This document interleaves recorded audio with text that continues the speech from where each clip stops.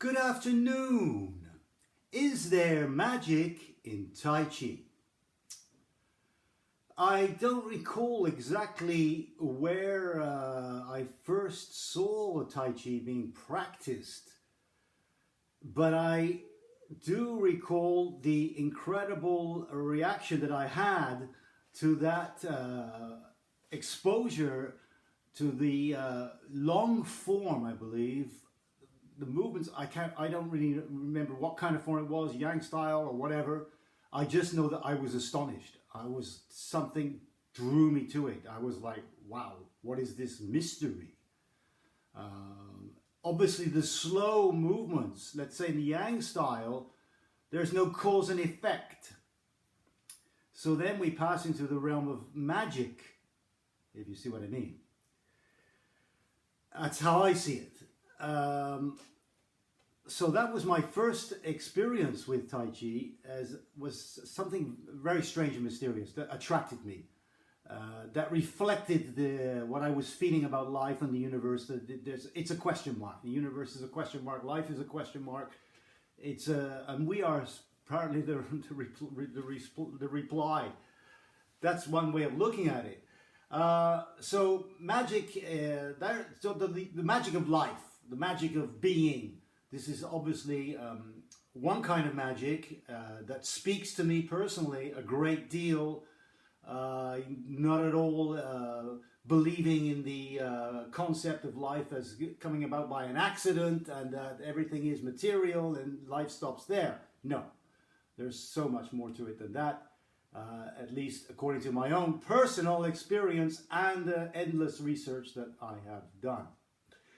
But today I want to bring this subject matter to something more specific. That is the idea of magic powers. Do they exist? And do we have them in Tai Chi? Now, in yoga, they have I think they call it the siddhis. These are like magic powers that are kind of a side effect of the yogic work. The siddhis would be things like the power of levitation, telepathy, telekinesis, and so on. These kind of powers like that. In Tai Chi, there is talk of various things like that, including Ling Kong Jing, by the way, which is a controversial subject in Tai Chi Chuan. It's the idea of being able to strike an opponent without touching them physically and moving them physically, but without contact. Okay. Now, my teacher didn't believe in that.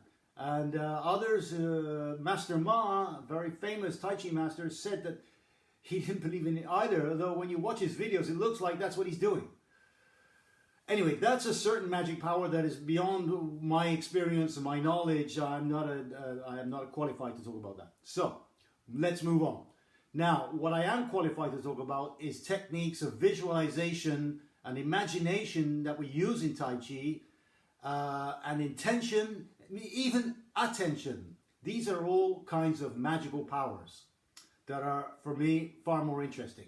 They're kind of in between the normal life that we live and the realm of esoteric realm. Okay? So willpower, for example. I mean, many people are not comfortable with these kinds of energies, forces, or ideas, but willpower exists. That's for sure. Intention exists. You can use it. I'm sure you do. If you've been watching my videos, I've talked about it quite a lot recently. To visualize, to put your mind somewhere, Ting Jing. This is kind of almost a magical power. The Qi. Now, in the Western world, Qi is nonsense. A lot of people consider it to be nonsense. Whereas in the East, it's a reality. I mean, for many people, I've traveled in Asia and I have many Asian friends and contacts, and Qi is universally accepted. At least it was until very recently. I mean, times are changing, you never know. But there are people in the Tai Chi world who do not accept the concept of Qi, which is very strange. I mean, they teach the Tai Chi like it's a physical material thing only. My teacher taught Qi all the time. I mean, it was omnipresent in his work. So the Qi, the will, the spirit, there's another concept that some people have problems with. human spirit, the spirit. Well, this is vital to understand this. I mean, in Tai Chi we call that Shen, S-H-E-N, which is the energy here, slightly above the head, okay? Higher consciousness. You can call that nonsense if you like, which is understandable unless you've experienced it. And you will experience it if you continue to practice Tai Chi Chuan. Okay? That's for sure. It takes time. Maybe not that long, but it takes work. As I've mentioned before, work is fundamental in Tai Chi. You cannot advance without effort. And ultimately, we want to get to the aim is to get to non-effort. But the door to non-effort is marked effort. We have to go through that door to get to the other place. And when you arrive at a place of close to being close to the Tao, where your effort is effortless. Well, this is a kind of magical state also. So we have a lot of stuff in Tai Chi, a lot of things that some people are not comfortable with.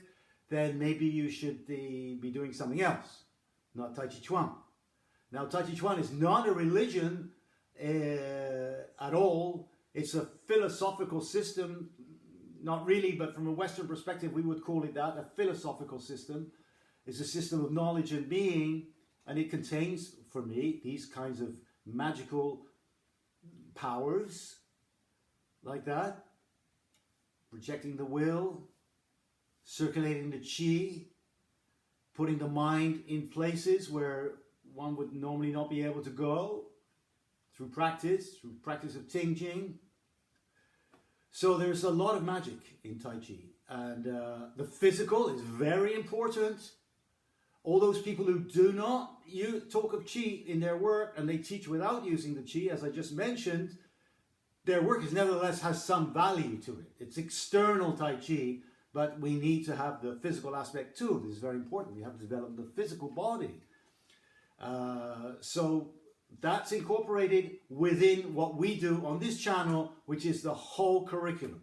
And the alchemical transformation, final thing of magic that I'm going to discuss today. The alchemical transformation of the Qing to the Qi to the Shen.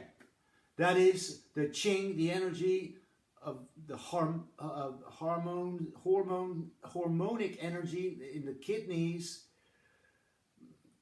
Leave it like that, okay? The energy of the kidneys is called the Qing. It's vibrating at a certain frequency.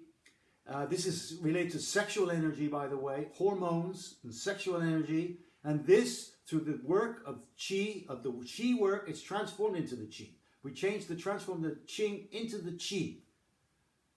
Okay? And the Qi, the vital energy. And from that, we transform that into the Shen. And this is an alchemical process that we work with in Tai Chi. This is one of the aims of Tai Chi, is to develop the Shen, to transform the energies into higher frequencies, giving transformation of consciousness and so on. So these are very deep, very profound things. But Tai Chi is very deep and very profound. As I've said before, you can take it on whatever level you wish. If you don't want to go deep, that's fine. Simple exercise. It's wonderful for the health, wonderful for the mind, and brings you a connection with life, with nature, which is life. But if you want to go farther, you can go as far as you want in Tai Chi. There's no limit. At least that's what I've understood. So there we are. A little discussion about the magic of Tai Chi and life. Hope you got something out of this. Wish you great practice. See you soon. Bye-bye.